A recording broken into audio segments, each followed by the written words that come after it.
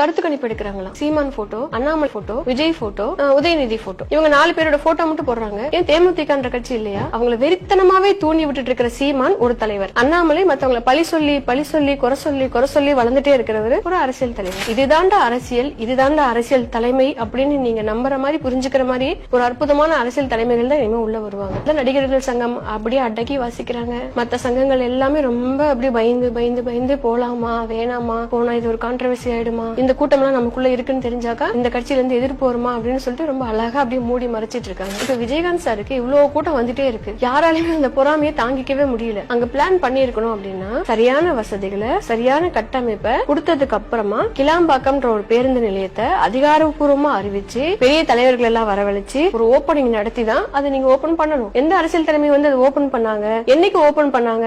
கண்டிப்பா தேமுதிக தான் வரும். பாருங்களேன், நீங்க இப்ப இன்னைக்கு சோசியல் மீடியால பாத்தீங்கன்னா கூட எவ்வளவு டேலண்டா எவ்வளவு அழகா அதை மூடி மறைக்கிறாங்க. அதாவது கருத்து கணிப்பு எடுக்கிறாங்களாம். Seeman photo, Annamalai photo, Vijay photo, Udhayanidhi photo, இவங்க 4 பேரோட போட்டோ மட்டும் போடுறாங்க. ஏன் தேமுதிகன்ற கட்சி இல்லையா? மறைமுகமா அது சொல்றாங்களாம். இவங்க 4 பேர் பொது இடத்துல சக மனிதர்களை மதிக்கவே தெரியாம பைத்தியக்காரங்களா செருப்பா அடிப்பேன், கொண்டு போட்டுருவேன், கொலவெறி வருது, அவங்களை வெறித்தனமாவே தூண்டி விட்டுட்டு இருக்கிற சீமான் ஒரு தலைவர், அண்ணாமலை மத்தவங்களை பழி சொல்லி குறை சொல்லி வளர்ந்துட்டே இருக்கிறவர் ஒரு அரசியல் தலைவர். தம் மேல இல்லாத காசிப்ஸ் இல்ல, பெரிய ஒரு பாரம்பரியமான ஒரு கட்சியில வளர்ந்து வர ஒரு இளம் தலைவர் எவ்வளவு பொறுப்போடு நடந்துக்கணும், எவ்வளவு ஒரு சமூக அக்கறையோட நடந்துக்கணும், அதெல்லாம் எனக்கு துளி கூட கிடையாதுன்னு இருக்கிற ஒருத்தர் இளம் தலைவர். அவரு இன்னைக்கு அரசியல் தலைவர். ஆனா சொந்த காசுல அவரோட வீடு போய் பாருங்க, அரசியல் தலைவரோட வீடு மாதிரியே இருக்காரு. ஆனா அவரோட வாரிசு இன்னைக்கு அவரை நம்பி இருக்கிற தேமுதிக கூட்டம், தேமுதிக தொண்டர்கள், கோடிக்கணக்கான மக்கள் இருக்காங்க. அவரோட போட்டோ நீங்க போடல. மறைமுகமா நீங்க என்ன சொன்னாலும் என்ன செஞ்சாலும் இனிமே விஜயகாந்த் சாருக்கு எதிரா உங்களால ஒரு புல்லு கூட நட்டு வைக்க முடியாது. இனிமே வளரும், புல்லு வளரும், பசும் சொலையா வரும், நிறைய விவசாயிகள் வந்து மகிழ்ச்சி அடைவாங்க, ஏழைகளுக்கு எல்லாருக்கும் வயிறு நிறையும், எல்லாருக்கும் உணவிடக்கூடிய, எல்லாருக்கும் சரியா மதிப்பு வரக்கூடிய ஒரு சரியான ஒரு அழகான அரசியல் அமைப்பு. இதுதாண்டா அரசியல், இதுதாண்டா அரசியல் தலைமை அப்படின்னு நீங்க நம்புற மாதிரி புரிஞ்சுக்கிற மாதிரி ஒரு அற்புதமான அரசியல் தலைமைகள் தான் இனிமே உள்ள வருவாங்க. அது கண்டிப்பா தேமுதிக பிள்ளையார் சொல்லி போட்டு ஆரம்பிச்சு வைக்கும். வேற எந்த கட்சிக்குமே அது தகுதியே கிடையாது. எப்பவுமே ஒதுக்குற மாதிரி இப்பவும் கரெக்டா பிளான் பண்ணி ஒதுக்குறாங்க. அதனாலதான் நடிகர்கள் சங்கம் அப்படியே அடக்கி வாசிக்கிறாங்க. மத்த சங்கங்கள் எல்லாமே ரொம்ப அப்படியே பயந்து போலாமா வேணாமா, போனா இது ஒரு கான்ட்ரவர்சி ஆயிடுமா, இந்த கூட்டம்லாம் நமக்குள்ள இருக்குன்னு தெரிஞ்சாக்கா இந்த கட்சியில இருந்து எதிர்ப்பு வருமா அப்படின்னு சொல்லிட்டு ரொம்ப அழகா அப்படியே மூடி மறைச்சிட்டு இருக்காங்க. ஆனா என்ன நடந்தாலும் குடத்திலிட்ட சுடரா அந்த அகல் விளக்கு எல்லாருக்குமே வெளிச்சத்தை தரதான் போகுது. ஓகே, கோயம்பேடு தான் நமக்கு பெரிய ஒரு இதா சென்டர் பாயிண்டா இருந்துச்சு. இன்னைக்கு பஸ் ஸ்டாண்டே மாத்திட்டாங்க. ஏன்னா அவருக்கு கூட்டம் வந்தது இல்லைங்களா? இதுக்கு பின்னாடியுமே ஒரு பெரிய அரசியல் இருக்கு. அதுக்கு பின்னாடி விஜயகாந்த் தான் காரணம். எல்லாமே அரசியல் தானே, அரசியல் இல்லாம இங்க எதுவுமே கிடையாது. எது அரசியல்? எதை சொல்றீங்க, எப்படி சொல்றீங்க? இப்ப விஜயகாந்த் சாருக்கு இவ்வளவு கூட்டம் வந்துட்டே இருக்கு, யாராலையுமே அந்த பொறாமையை தாங்கிக்கவே முடியல. இதுக்கு கீழே என்ன கேவலமான கமெண்ட் வந்தாலும் பரவாயில்ல, உண்மையாலுமே காரணம் இதுதான். நிறைய பேருக்கு இது தெரிஞ்சிருக்கும். இப்ப இந்த பஸ் ஸ்டாண்டே மாத்திட்டோம்னா அந்த மக்கள் எல்லாம் எப்படி வருவாங்க, எங்க போய் கும்பிடுவாங்க? எங்கயோ கிளாம்பாக்கம்னு ஒரு இடம் இருக்கான், அங்க இருந்து அங்க போறதுக்கே 2 மணி நேரம் ஆகுமாப்பா. இப்ப எல்லாம் போக வேணாம். முன்னாடியே பிளான் பண்ண விஷயம் தானே. என்ன பிளான் பண்ணாங்கப்பா? இல்ல கிளாம்பாக்கத்துல வந்து பஸ் ஸ்டாண்ட் ஆரம்பிக்க போறோம்ன்றது பிளான் பண்ணதுதான். என்ன பிளான் பண்ணாங்க? ரீசன் வந்து விஜயகாந்த். கண்டிப்பா அங்க பிளான் பண்ணி இருக்கணும் அப்படின்னா சரியான வசதிகளை சரியான கட்டமைப்பை கொடுத்ததுக்கு அப்புறமா கிளாம்பாக்கம்ன்ற ஒரு பேருந்து நிலையத்தை அதிகாரப்பூர்வமா அறிவிச்சு பெரிய தலைவர்கள் எல்லாம் வரவழைச்சு ஒரு ஓபனிங் நடத்தி தான் அதை நீங்க ஓபன் பண்ணணும். எந்த அரசியல் தலைமை வந்து அதை ஓபன் பண்ணாங்க, என்னைக்கு ஓபன் பண்ணாங்க? திடீர்னு கிளாம்பாக்கம் இன்னைக்கு இங்க உதயம் ஆயிடுச்சுன்னு சொல்லிட்டாங்க. ஒரு ஏடிஎம் போறதுக்கு தூரமா போகணும், ஒரு ஹோட்டல்ல டீ குடிக்கிறதுக்கு தூரமா போகணும், அத்தனை பேசஞ்சர்ஸ் எல்லாமே மாத்தி போறதுக்கான சரியான பேருந்து வசதி இல்ல, அத்தனை டிரைவர்ஸுமே ஓய்வு எடுக்கிறதுக்கு சரியான ஓய்வு இடம் இல்ல, கழிவறை வசதி இல்ல. எல்லாமே இந்த திமுகவை சேர்ந்த ஆதரவாளர்கள் மட்டுமே ஆகா ஓஹோ அப்படி இப்படின்னு புகழ்ந்துட்டு இருக்காங்க. மனசாட்சி வேணும் நம்மளுக்கு. அது நம்ம கட்சியாவே இருந்தாலுமே கூட ஏன் இப்படி பண்ணாங்க, ஏன் இங்க இவ்வளவு தப்பு நடக்குது, பொதுமக்கள் ஏன் இவ்வளவு கஷ்டப்படணும் அப்படின்ற கேள்வி கேட்கலன்னா நான் என்ன என்னோட கட்சிக்கு நான் ஆதரவா இருந்து பலன் இருக்கு?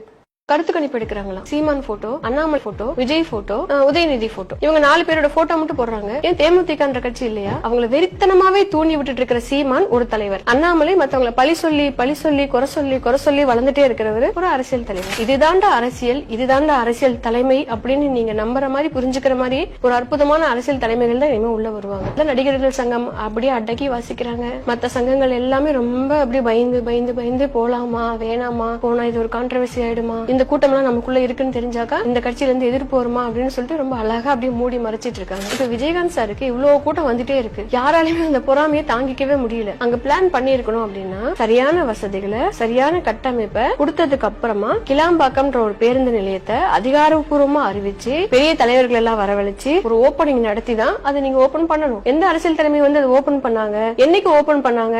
கண்டிப்பா தேமுதிக தான் வரும். பாருங்களேன், நீங்க இப்ப இன்னைக்கு சோசியல் மீடியால பாத்தீங்கன்னா கூட எவ்வளவு டேலண்டா எவ்வளவு அழகா அதை மூடி மறைக்கிறாங்க. அதாவது கருத்து கணிப்பு எடுக்கிறாங்களாம். Seeman photo, Annamalai photo, Vijay photo, Udhayanidhi photo, இவங்க 4 பேரோட போட்டோ மட்டும் போடுறாங்க. ஏன் தேமுதிகன்ற கட்சி இல்லையா? மறைமுகமா அது சொல்றாங்களாம். இவங்க 4 பேர் அப்படின்ற மாதிரி சொல்றாங்க. பொது இடத்துல சக மனிதர்களை மதிக்கவே தெரியாம பைத்தியக்காரங்களா செருப்பால் அடிப்பேன், கொண்டு போட்டுருவேன், கொலவெறி வருது, அவங்களை வெறித்தனமாவே தூண்டி விட்டுட்டு இருக்கிற சீமான் ஒரு தலைவர். அண்ணாமலை மத்தவங்களை பழி சொல்லி குறை சொல்லி வளர்ந்துட்டே இருக்கிறவர் ஒரு அரசியல் தலைவர். தம் மேல இல்லாத காசிப்ஸ் இல்ல.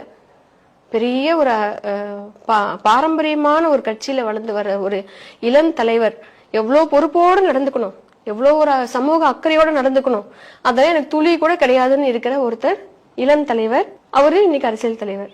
ஆனா சொந்த காசுல அவரோட வீடு போய் பாருங்க, அரசியல் தலைவரோட வீடு மாதிரியே இருக்காது. ஆனா அவரோட வாரிசு இன்னைக்கு அவரை நம்பி இருக்கிற தேமுதிக கூட்டம், தேமுதிக தொண்டர்கள், கோடிக்கணக்கான மக்கள் இருக்காங்க. அவரோட போட்டோ நீங்க போடல. மறைமுகமா நீங்க என்ன சொன்னாலும் என்ன செஞ்சாலும் இனிமே விஜயகாந்த் சாருக்கு எதிரா உங்களால ஒரு புல்லு கூட நட்டு வைக்க முடியாது. இனிமே வளரும், புல்லு வளரும், பசும் சொலையா வரும். நிறைய விவசாயிகள் வந்து மகிழ்ச்சி அடைவாங்க. ஏழைகளுக்கு எல்லாருக்கும் வயிறு நிறையும், எல்லாருக்கும் உணவிடக்கூடிய, எல்லாருக்கும் சரியா மதிப்பு வரக்கூடிய ஒரு சரியான ஒரு அழகான அரசியல் அமைப்பு. இதுதாண்டா அரசியல், இதுதாண்டா அரசியல் தலைமை அப்படின்னு நீங்க நம்புற மாதிரி புரிஞ்சுக்கிற மாதிரி ஒரு அற்புதமான அரசியல் தலைமைகள் தான் இனிமே உள்ள வருவாங்க. அது கண்டிப்பா தேமுதிக பிள்ளையார் சொல்லி போட்டு ஆரம்பிச்சு வைக்கும். வேற எந்த கட்சிக்குமே அதுக்கு தகுதியே கிடையாது. எப்பவுமே ஒதுக்குற மாதிரி இப்பவும் கரெக்டா பிளான் பண்ணி ஒதுக்குறாங்க. அதனாலதான் நடிகர்கள் சங்கம் அப்படியே அடக்கி வாசிக்கிறாங்க. மத்த சங்கங்கள் எல்லாமே ரொம்ப அப்படியே பயந்து போலாமா வேணாமா, போனா இது ஒரு கான்ட்ரவர்சி ஆயிடுமா, இந்த கூட்டம் எல்லாம் நமக்குள்ள இருக்குன்னு தெரிஞ்சாக்கா இந்த கட்சியில இருந்து எதிர்ப்பு வருமா அப்படின்னு சொல்லிட்டு ரொம்ப அழகா அப்படியே மூடி மறைச்சிட்டு இருக்காங்க. ஆனா என்ன நடந்தாலும் குடத்திலிட்ட சுடரா அந்த அகல் விளக்கு எல்லாருக்குமே வெளிச்சத்தை தரதான் போகுது. ஓகே, கோயம்பேடு தான் நமக்கு பெரிய ஒரு இதா சென்டர் பாயிண்டா இருந்துச்சு. இன்னைக்கு பஸ் ஸ்டாண்டே மாத்திட்டாங்க. ஏன்னா அவருக்கு கூட்டம் வந்தது இல்லைங்களா? இதுக்கு பின்னாடியுமே ஒரு பெரிய அரசியல் இருக்கு. அதுக்கு பின்னாடி விஜயகாந்த் தான் காரணம். எல்லாமே அரசியல் தானே. அரசியல் இல்லாம இங்க எதுவுமே கிடையாது. எது அரசியல்? இப்ப விஜயகாந்த் சாருக்கு இவ்வளவு கூட்டம் வந்துட்டே இருக்கு, யாராலையுமே அந்த பொறாமையை தாங்கிக்கவே முடியல. இதுக்கு கீழே என்ன கேவலமான கமெண்ட் வந்தாலும் பரவாயில்ல, உண்மையாலுமே காரணம் இதுதான். நிறைய பேருக்கு இது தெரிஞ்சிருக்கும். இப்ப இந்த பஸ் ஸ்டாண்டே மாத்திட்டோம்னா அந்த மக்கள் எப்படி வருவாங்க? எங்க போய் கும்பிடுவாங்க? எங்கயோ கிளாம்பாக்கம்னு ஒரு இடம் இருக்கான், அங்க இருந்து அங்க போறதுக்கே 2 மணி நேரம் ஆகுமாப்பா.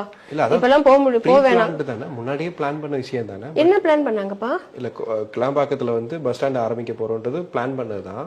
என்ன பிளான் பண்ணாங்க? ரீசன் வந்து விஜயகாந்த் கண்டிப்பா அங்க பிளான் பண்ணி இருக்கணும். அப்படின்னா சரியான வசதிகளை சரியான கட்டமைப்பை கொடுத்ததுக்கு அப்புறமா கிளாம்பாக்கம்ன்ற ஒரு பேருந்து நிலையத்தை அதிகாரப்பூர்வமா அறிவிச்சு பெரிய தலைவர்கள் எல்லாம் வரவழைச்சு ஒரு ஓபனிங் நடத்தி தான் அதை நீங்க ஓபன் பண்ணணும். எந்த அரசியல் தலைமை வந்து அதை ஓபன் பண்ணாங்க, என்னைக்கு ஓபன் பண்ணாங்க? திடீர்னு கிளாம்பாக்கம் இன்னைக்கு இங்க உதயம் ஆயிடுச்சுன்னு சொல்லிட்டாங்க. ஒரு ஏடிஎம் போறதுக்கு தூரமா போகணும், ஒரு ஹோட்டல்ல டீ குடிக்கிறதுக்கு தூரமா போகணும். அத்தனை பேசஞ்சர்ஸ் எல்லாமே மாத்தி போறதுக்கான சரியான பேருந்து வசதி இல்ல. அத்தனை டிரைவர்ஸுமே ஓய்வு எடுக்கிறதுக்கு சரியான ஓய்வு இடம் இல்ல, கழிவறை வசதி இல்ல.